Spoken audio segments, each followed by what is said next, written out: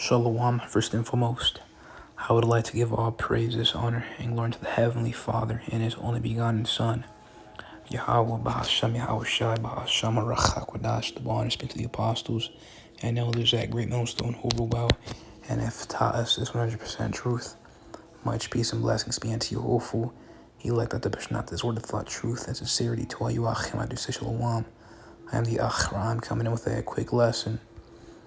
Going into the Marakabium. Right, and as you see in the photo, it's basically a close-up of the eyepiece lens on the telescope. And you see the celestial object of, what appears to be a bright star, but it's really Venus the planet, which if there's any truth, correlation to, stars, that the term planet goes back to the Greek word planetes, meaning wandering star, because it follows its own trajectory compared to the other stars. And as Esau's scholars teach, it follows something known as the ecliptic, which, for reference, is defined as the imaginary great circle path in the celestial sphere that marks the sun's apparent annual movements to the stars. And the reason why it says the reason why it makes the mention the sun's apparent annual movement for a group of people that believe a heliocentric model, which is at the we're a solar system, right? The sun is the center of the earth. I know, the center of, the system. Is because to prevent confusion, our forefathers, the ancients, one of them being Ptolemy, I believe he was known as Ptolemy of Alexandria, I think. The Ptolemy of Egypt, basically, the astronomer guy.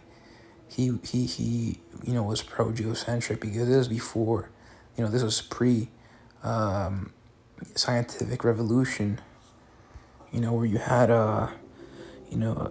the pioneers to the heliocentric model, like Nicolaus Copernicus, whom it was Martin Luther, not Martin Luther King. I don't know. I'm talking about the real legit Martin Luther of Europe. A so-called monk. He had something, to say against Copernicus regarding the heliocentric model. But I digress. The reason why they keep it as the path of the sun is because it's from our perspective that the sun moves around. And there's already a lot of documents from the ancients talking about that. So they say the ecliptic is the path that we follow, then just confuse everything. But, biblically, literally, and authentically, the sun does revolve around us. So, that's true. That's only scriptural. Time after Genesis, the first chapter, it states, verse 14, and this was already post Earth being created. Actually, before I go to 14, I want to pull out verse 9. And Elohim set up the waters under the heaven, be gathered together into one place, and let the dry land appear. And it was so. Right, and Elohim called the dry land earth, and the gathering together the waters called these seas. And Elohim saw that it was good. Now jump into verse 14. And Elohim said, let there be lights in the firmament of the heaven to divide the day from the night, and let them be for signs and for seasons and for days and years. And let them be for lights in the firmament of the heaven that give light upon the earth. And it was so.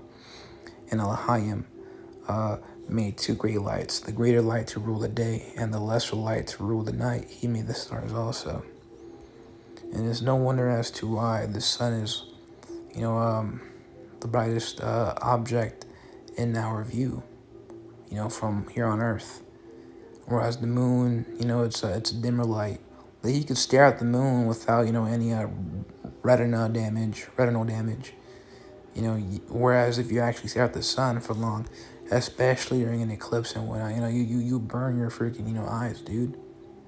And then, that's why they specialize creating those shade things so you could, safely stare at the sun. Right, so, the greater light and lesser light.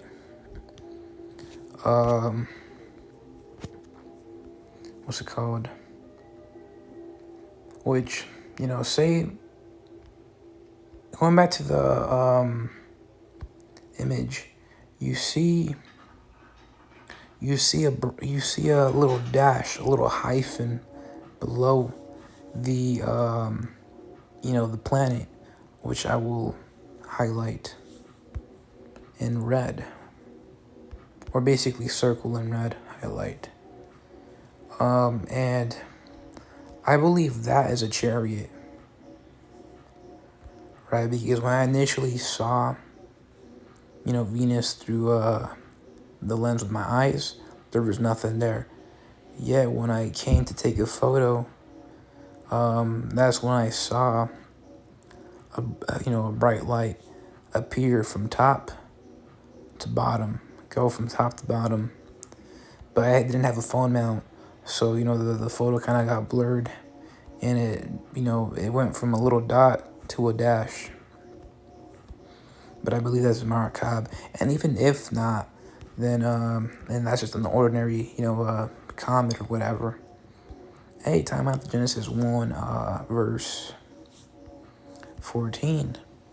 Let them be for signs and for seasons and for days and years. And we know when you see a comet and whatnot, it's really a sign from the Lord, right? Like the Halley Comet, right? The Halley Comet back in the 80s, and before that, the last time it made its grand appearance was back in the ancient Roman Empire, to signify the downfall of this wicked kingdom. So if anything, that could be a sign. But I believe and I perceived instantaneously that was a chariot, and I even told my classmate that, because I took this on school grounds during class, astronomy class, and we were assigned to look for Venus, since we never saw it. When we go out, it's already dark, post sundown, and this photo was taken at 8:30 p.m. So an hour after sundown. So you could still see the Venus star, but it was quickly fading away. And why? Because Venus planet closely follows the sun. So when in the morning when the sun comes up, you see a star next to it. That's the Venus. That's what you call the morning star, and it's also known as the evening star. So in the photo, you're getting a good example as to it being the evening star. But what's it called? I lost my train of thought. Right, I believe it was a chariot. So I'm gonna pull out a quick precept. First one that comes to mind is the book of Zechariah, the 5th chapter. Verse 1, it reads, And I turned and lifted up mine eyes, and looked, and behold, a flying roll. And he said unto me, What seest thou? And I answered, I see a flying roll. The length thereof is 20 cubits, and the breadth thereof 10 cubits. Then said he unto me, This is the curse that goeth forth over the face of the whole earth. Now keep in mind, this says the face over the whole earth, so it really pertains to the sky, the first heaven. It's no coincidence. What you're seeing is,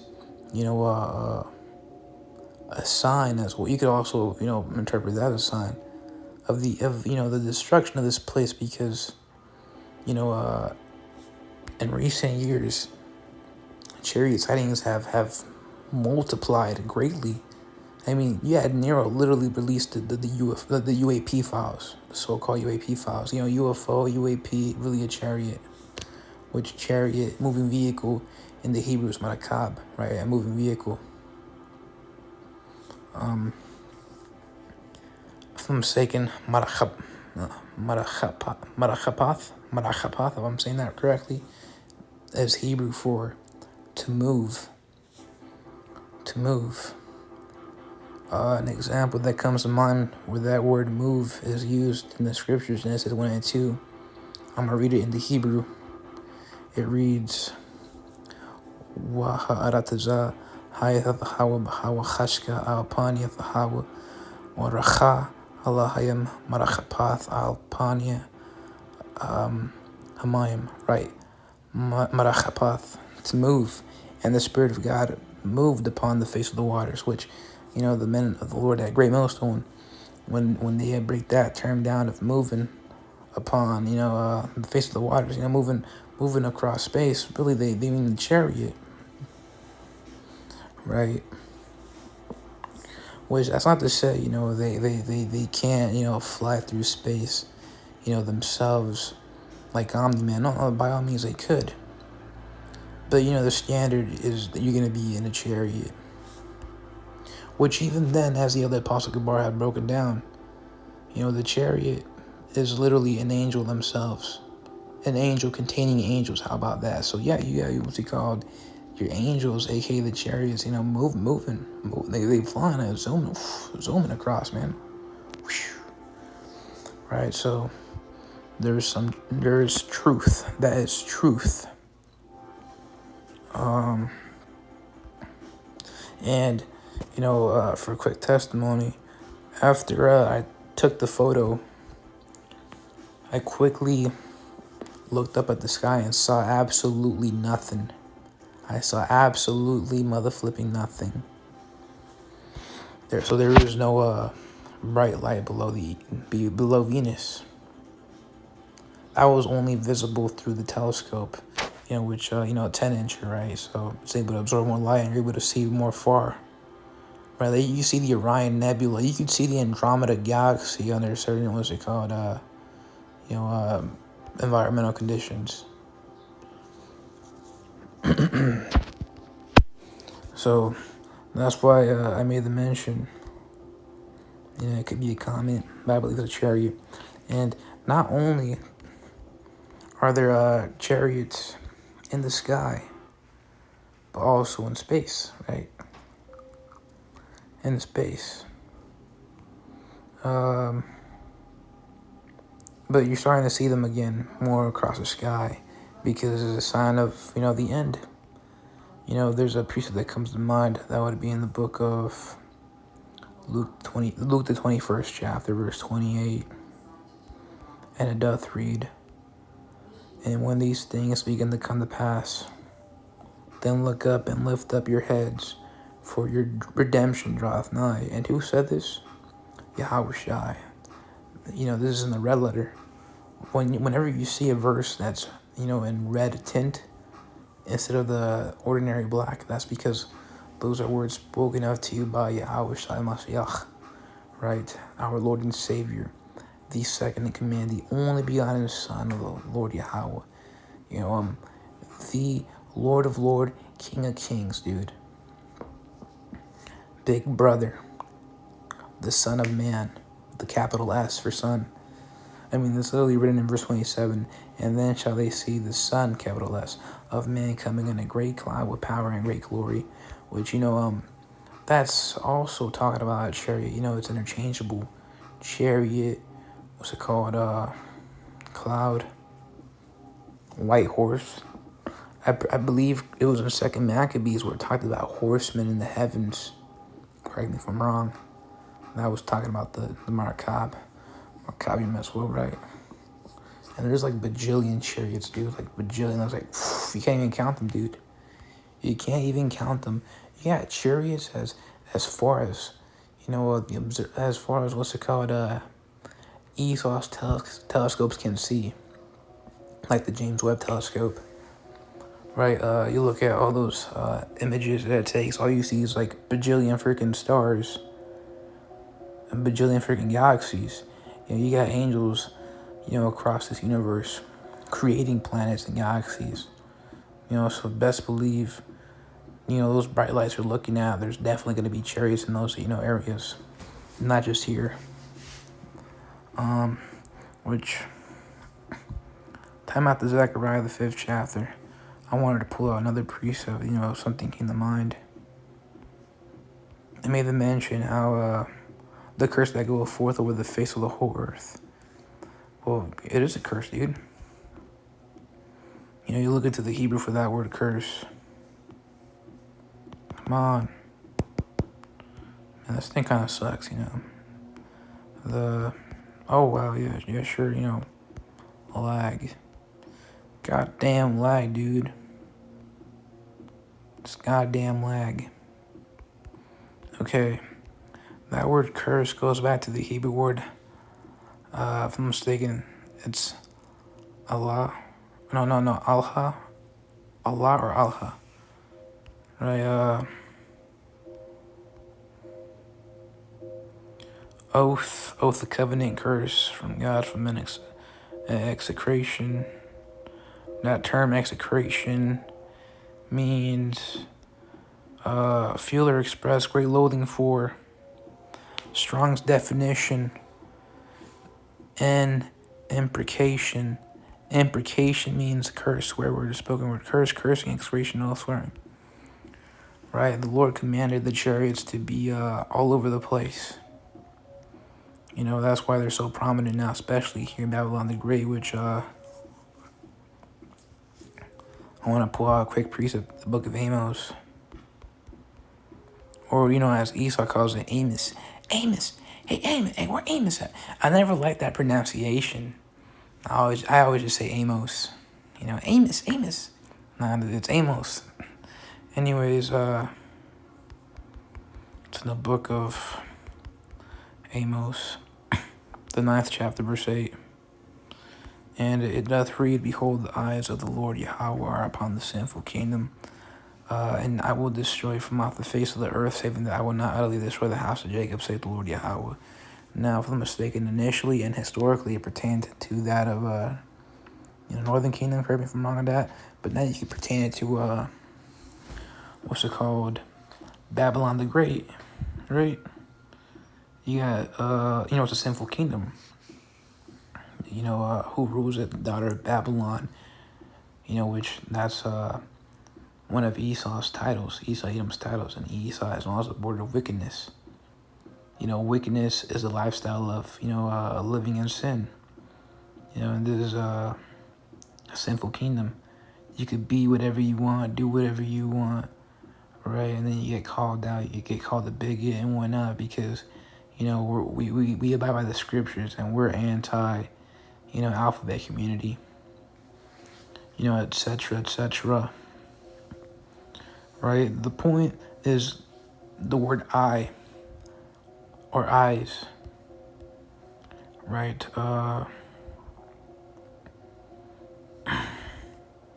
Book with Shepherd with me. Yeah, that word I want to pull it out in the Hebrew. It's, if I'm mistaken, ayan. And in the Allen biblical usage, one of its definitions are of mental and spiritual faculties. And this is figurative. It's a figurative definition. But there is truth to that because, when delving into the spiritual faculty part, faculty means ability, it means power. And, one of the titles of the angels are powers, right? Going back to Genesis 1:1, right? And God, He created the heaven and the earth. God, it goes back to the word Elohim, which means rulers, judges, divine ones, angels. So, spiritual faculties pertain to the angels, right? Really, the eyes are the angels. They always, looking around and reporting back to the Heavenly Father Yahweh, right?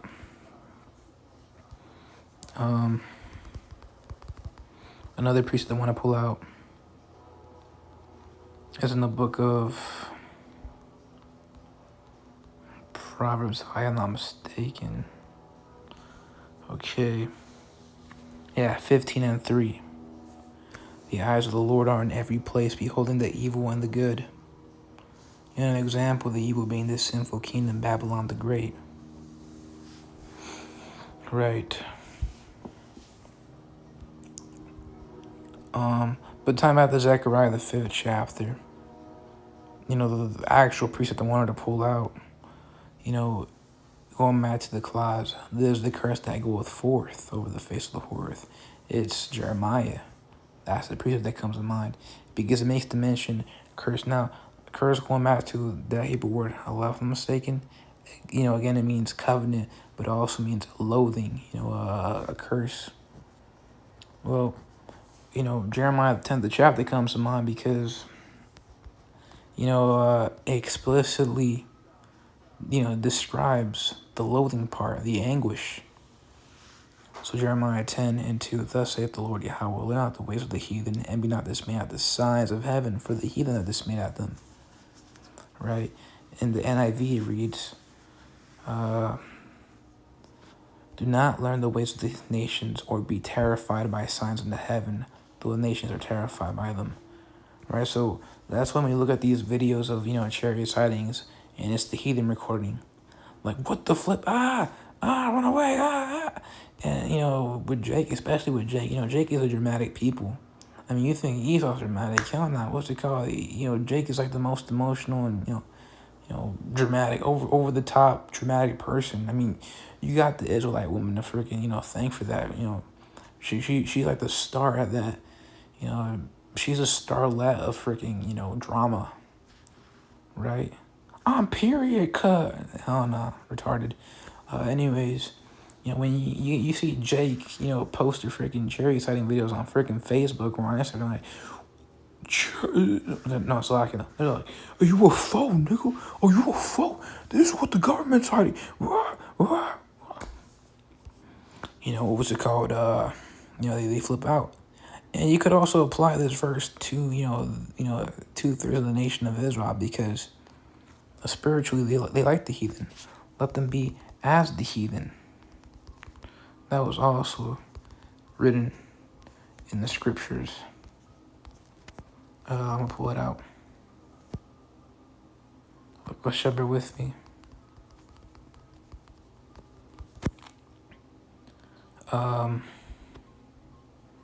Matthew 18:17. And if you shall neglect to hear them, tell it to the church. But if you neglect to hear the church, let him be unto thee as an heathen man and a publican. Right? So there is such thing as a spiritual heathen. Jake living in the ways of the heathen, following after their customs. But not the opposite. So there ain't no such thing as a spiritual Israel. Like, Esau's, pastors like to, ramble on about their retarded freaking, backwards, non-biblical or extra-biblical sermons. Talking about be like Israel, spiritual Israel. Got any spiritual Israel, dude? No. It's a literal bloodline.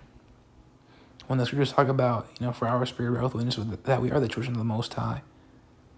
Really, what's it called? Spirit, and bloodline, they're interchangeable. You are what your father is, and the reason why, men of the Lord emphasize the spirit. Like when they use a verse going into how when the Lord rebuked Samuel the prophet when choosing, the next king from Jesse's, children, and he saw one of his sons. Samuel saw one of Jesse's sons, and the Lord rebuked him, talking about,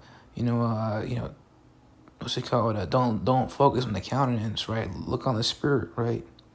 Lord see not as man seeth, for he see the spirit, right? So, the reason why I can emphasize the spirit part when it comes to discerning who Jake is because Jake has traits, and with the history and of being scattered, which is one of our curses, as written in the book of Deuteronomy, the 28th chapter. You got Israelites who now look like the heathen, and that's due to what's it called, genetic disposition, right? An example could be, say you're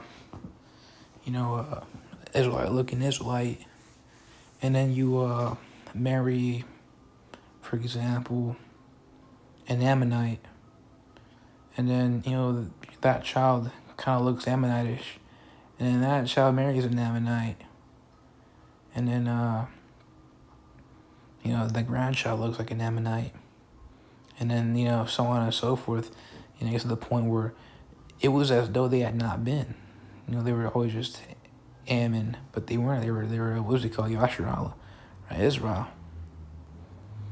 right? So it's a bloodline, all right. But what's it called? We emphasize the spirit, as a discerning method to see who is really Jake. Like, for example, Justin Timberlake, he looks like a so-called, white man. He looks like an Edomite. But, I believe, through faith, what's it called? That guy's really an Israelite. I mean, he has salt. He has salt. He has a lot of good jams. Like, One of my top 10 favorite songs is one of his songs, Rock Your Body. I wanna rock your body this way, dance with me. See, that's salt, man. That's little flavor, right? Doja Cat, the other Apostle Tahar did a lesson on her talking about how, she's an Israelite. I believe, she's made freaking jams. And he did this lesson when she was first new, right? Before she, fully sold out to the industry. And the reason why, there was speculation on if she was an Israelite or not is because, her father's from South Africa. He looks like a South African. Which, those are, all Hamite people. But you got Jake all over the place. You got Jake there too. Right? The Weeknd, man. Hey, The Weeknd is like top 5 most trending artists on Spotify. He was number 1 for a while. Now he's number 3. I checked this morning when I was... No, it was last night. I was listening to Madonna. I believe Madonna's an Edomite, though. Yeah, most likely, dude. I mean, people like Britney Spears, she's popular, but she's definitely Edomite, so Madonna, same thing, too. But after listening to her song with Weeknd, I was looking at the most trending artists. The Weeknd was at number 3, right? And I believe he's so-called Ethiopian, right? If I'm mistaken. So, you got Jake all over the place, dude. You got Jake and freaking Oceania, too. Of all places. I want to show you, we've really been scattered, man. So when the scriptures talk about, the 4 corners, best believe it means throughout the mother flipping 4 corners. Right? It truly means, and that goes to show you the gravity of how sincere and little the scriptures are. Time out the second Ezra, the 15th chapter, I believe it was verse 2, made the mention how for it is faithful and true. These scriptures are faithful and they are 100% true. And you have Great Millstone, GMS, that ministry. They have the 100% true. They break down the scriptures 100% true. Right? So it just fits, man. There is correlation. But what's it called? The precept that goes into the 4 corners, the 4 winds, right? Really 4 directions: north, south, west, east, right? There's plenty of scriptures. One of them that comes to mind, I believe it was in Matthew. Pull it out. Yeah, Matthew 24:31, and he shall send his angels with the great sound of a trumpet, and they shall gather together his elect. I lost it with the flip. Okay. Together his elect from the 4 winds, from one end of heaven to the other. Right. So going into the future deliverance, Chariot's gonna be beaming up, Jake left and right. The other Apostle Tahar back in 2020 did a lesson going into on are Filipinos Israelites, which that video was very significant given the fact that this was during 2020, the pandemic, on his old GMS YouTube channel. And before that lesson, I think it was like a week before, I prayed to the Lord on asking whether or not, Filipinos are Israelites. The reason why I even thought about that was because, Bella Poarch, back when she was popular, after her 15 minutes of fame, before her 15 minutes of fame were up, she was like popping, trending all over freaking TikTok and whatnot, with Tyga and whatnot, doing cameos here and there. She came to mind, and I found out she was so-called Filipino, and I prayed to the Lord, asking whether or not she was whether or not she was an Israelite, because I understood back then that, Jake is scattered abroad, speckled birds. And so I prayed to the Lord. And then a week later, the other Pastor Tahar does a lesson one to our Filipinos. That's why it's instantaneously, dude. I knew the Lord heard me, dude. I always think about that. Man. What's it called? Hey, you got Jake over there. And, Philippines. Most, if not all, Filipinos are Israelites, as the other Apostle Tahar, stated. I'm quoting him. And I believe that too.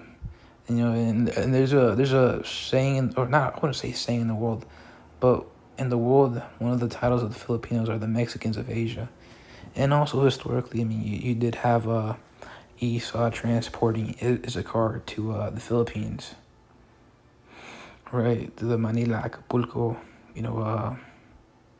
route. Yeah, Manila Acapulco route. Yeah, so, and it's no wonder as to why, or at least where I'm from, it's a common thing to see, Issachar and, them so-called Filipinos, get married and have children. They're the same people.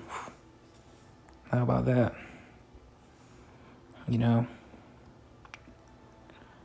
So there's that. But tying back to the chariots, dude. Did I pull out Luke 21? Did I ever pull out Luke 21, 28? And when these things begin to come to pass, then look up and lift your heads, for your redemption draweth nigh. Right, redemption.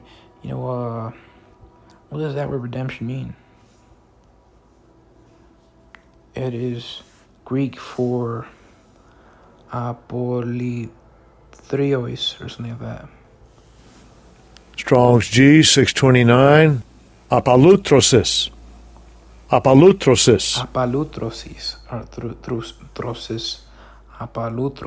Apalutrosis. Right. And it's a feminine noun. And in the outline of biblical usage, it means a releasing affected by payment of ransom, redemption, deliverance, liberation procured by the payment of a ransom. So TLDR, salvation by the chariots, dude, saving us. Hey, what's it called? Time back to what was it? Amos 9:8, saving that I would not utterly destroy the house of Jacob. Right, they're not gonna get burned up on the by the ICBMs. No, they're not gonna get burned up. Not even by the chariot leaders. No, if there's anything the chariots are gonna do to the elect, it's beam them up. To that light beam. What comes to mind is Star Trek with the beam me up, Scotty thing. So yeah, they're gonna be, beamed up onto the chariots, and they're gonna be saved from the fire. Hey, precept that comes to mind, it's in Isaiah. Come up to the chambers. Right. That was Isaiah 26:20. Come, my people, enter thou into thy chambers, and shut thy doors about thee. Hide thyself, as it were, for a little moment, until the indignation be overpast. And we know the indignation is a righteous hatred. A great righteous hatred Yahweh has for, this place against Esau. Hey, thou shalt come on the border wickedness against the people whom the Lord hath in the nation forever, to really paraphrase. How about that?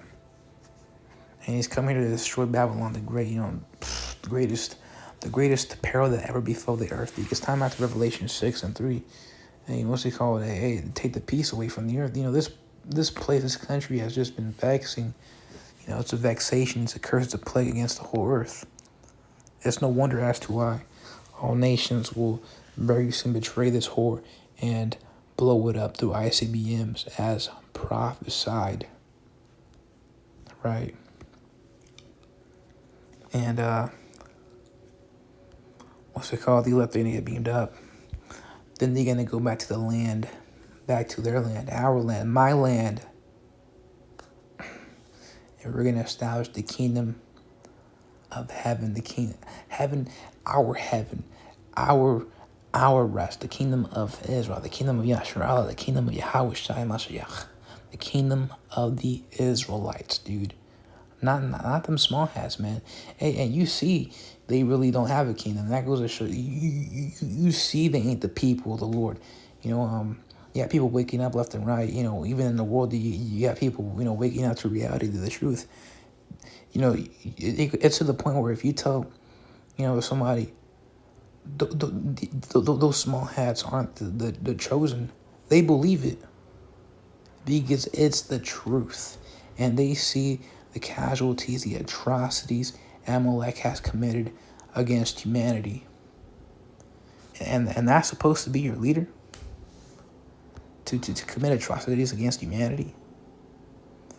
Hey, time after Proverbs 29. And Proverbs 29. And I forget what verse I'm going to pull out right now. 2. When the righteous are in authority, the people rejoice. But when the wicked beareth rule, the people mother flipping what? Mourn. Right. Mourn. Hey, jumping down to verse 4. The king by judgment established the land, but he that receiveth gifts overthroweth it, and Esau's the biggest briber acceptor. In the NIV, it reads, by justice a king gives the country stability, but those who are greedy, aka Esau, for bribes tear it down. But by justice means equity, it means fairness, and Esau is not just.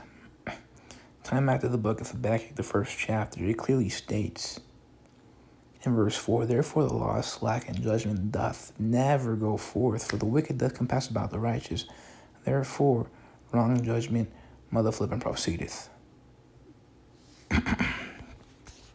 Whereas if you establish, the Israelites, everything's gonna be all fun and dandy, happy and whatnot, happiness, cupcakes and rainbows.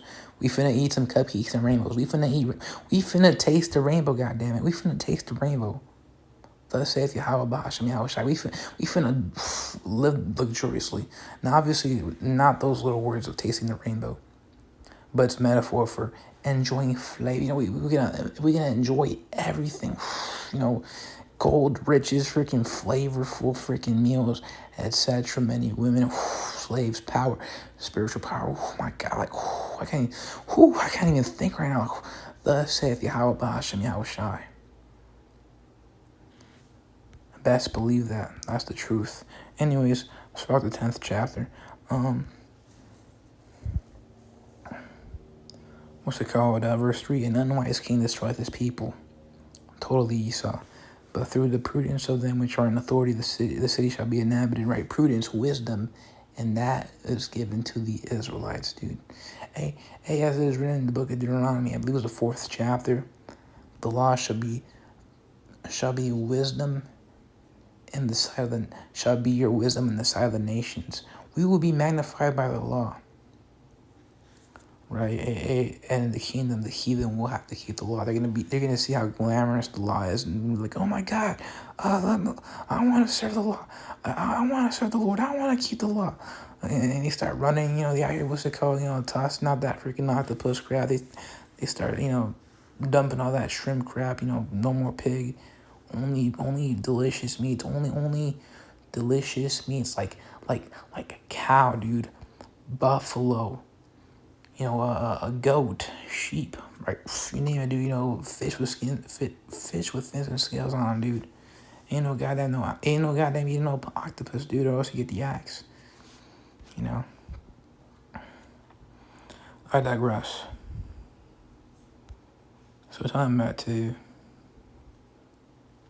Luke 21:28.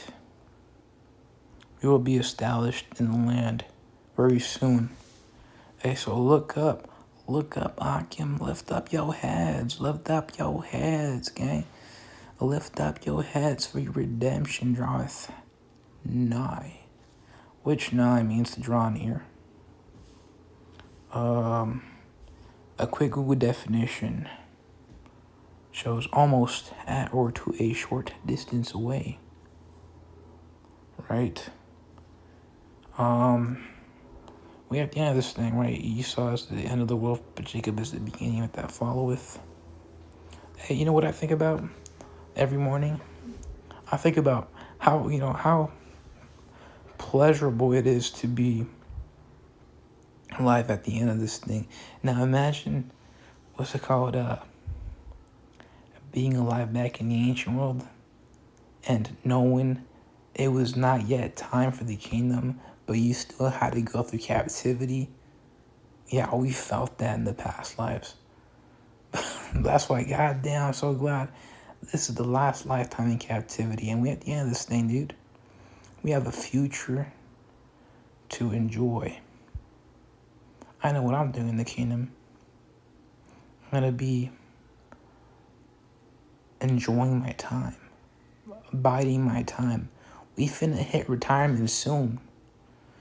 Yeah, so yeah, just a quick lesson. I got no more precepts, but Lord wills and had a fun lesson. To the next one, I do say shalom.